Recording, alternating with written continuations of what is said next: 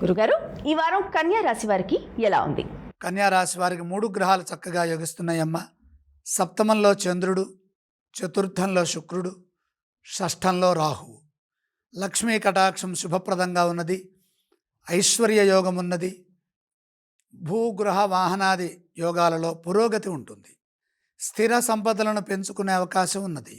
సమయానుకూలంగా నిర్ణయాలు తీసుకొని ధర్మ మార్గంలో కృషిని కొనసాగించండి. నిరంతర సాధన ఆర్థిక శక్తిని ప్రసాదిస్తుంది. అవసరాలను దృష్టిలో పెట్టుకొని ఏ పని చేస్తే మేలు జరుగుతుందో ఆ పనే చేయండి. కాలాన్ని సద్వినియోగం చేసుకునే క్రమంలో విశ్వాసంతో ముందుకు సాగండి. మనోబలం సర్వప్రధానమని గుర్తించండి. ముఖ్యమైన కార్యక్రమాల్లో సున్నితంగా వ్యవహరించడం మంచిది. ఏదీ లోతుగా చూడవద్దు. సంభాషణల్లో స్పష్టత ఉండాలి. అవగాహన సామర్థ్యంతో చైతన్యవంతంగా బాధ్యతలని పూర్తి చేయడం ద్వారా సత్ఫలితాలు సిద్ధిస్తాయి. వారం ప్రారంభంలోనే ఒక మంచి జరుగుతుంది. కొన్ని సందర్భాల్లో కొందరి ప్రవర్తన వల్ల పనులు కొద్దిగా ఆలస్యం అయ్యే అవకాశం ఉన్నప్పటికీ కూడా దృఢ సంకల్పంతో ముందుకు సాగితే విజయం లభిస్తుంది. ఏ విషయాన్ని మనసుకు తీసుకోకుండా లక్ష్య సాధనలో నిమగ్నం కావాలి.